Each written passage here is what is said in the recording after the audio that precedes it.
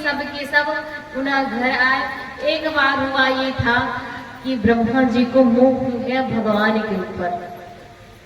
ब्रह्मा जी जो है वह सोचने लगे, भगवान बाल सखा मंडल में बैठ करके एक दूसरे का जूठा खा रहे हैं, ये कोई भगवान थोड़ी ना होगा, ये तो हो ही नहीं सकते भगवान।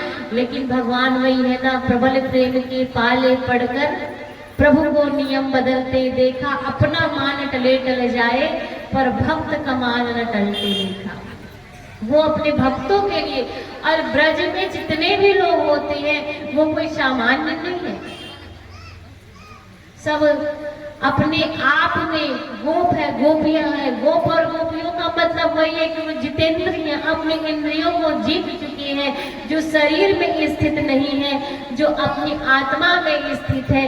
ऐसे लोगों को भगवान कैसे छोड़ देंगे, जो एक सिर्फ मात्र परमात्मा से मिलने की कामना करते हैं, उन गोप गोपियों को वो कैसे छोड़े। शरीर में शरीर के रूप में कोई काला हो सकता है, गोरा हो सकता है, कोई मोटा हो सकता है, कोई पतला हो सकता है, कोई अमीर हो सकता है, कोई गरीब हो सकता है। लेकिन अगर कहीं आत्मा को देखा जाए तो वो तो अपने स्वरूप में ही है ना, तो इन लोगों को वो कैसे छोड़े। और फिर वैसे भी ईश्वर अंश जीव अविनाशी, और फिर वो अंश जो भगवान के करीब है। ऐसा भी नहीं है कि वो शराबी है कि जुआड़ी है कि और जो कुछ भी होते हैं वो सभी उनके भक्त है। भगवान वहां पे सबके साथ जूठन खा रहे हैं। तब फिर ब्रह्मा जी सोचने लगे कि ये भगवान नहीं हो सकते, अगर ये भगवान है तो फिर परीक्षा लिया जाए।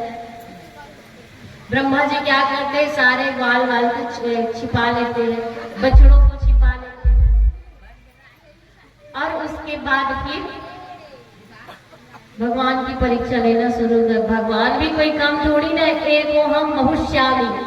भगवान एक ही स्वरूप से बहुत रूप बना सकते हैं। अपने ही अंश से बछड़े बना लिए, अपने ही अंश से ग्वाल वाल बना लिए, और सबके सब अपने अपने घर में जाकर के पुनः लीला करने लगे। अब इधर ब्रह्मा जी को लगे कि कुछ तो रिजल्ट आएगा ही आएगा।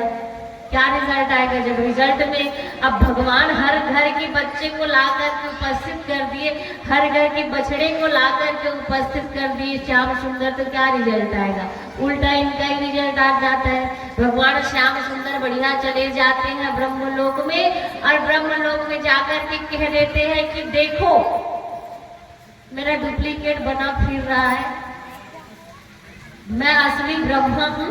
और यदि कोई कहे कि मैं ब्रह्मा हूँ, मैं ब्रह्मा जी हूँ, और यदि आने की बात करे तो उन्हें अंदर आने मत देना। अब भगवान जाकर के ब्रह्मासन में बैठ गए।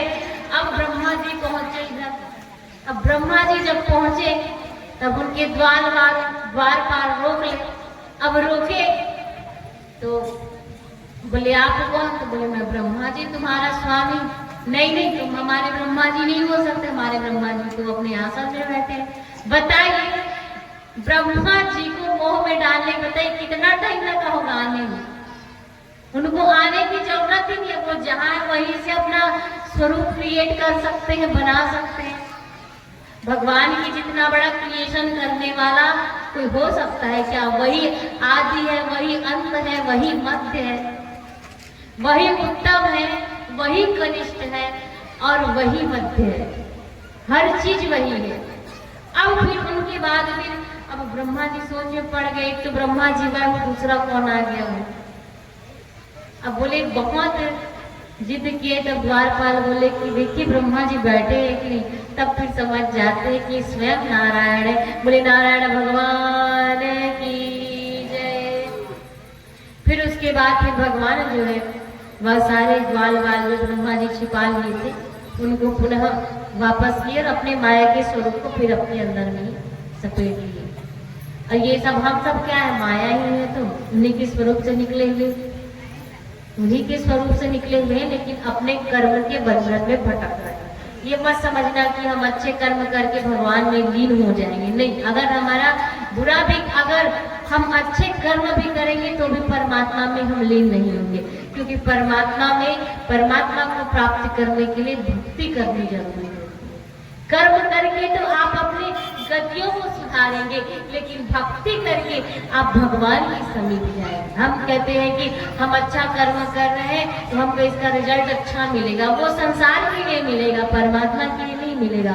अगर अच्छा रिजल्ट भगवान के लिए चाहिए तो शुद्ध भाव से सात्विक भक्ति करना है। अब कहीं आपको जाना कहीं और या रास्ता किसी और का पकड़ोगे तो नहीं मिल पाएगा ना। तो इसलिए हर यज्ञ के पीछे, हर अनुष्ठान के पीछे, हर श्रवण के पीछे, हर कीर्तन के पीछे स्वयं भक्ति महारानी को लगा दो।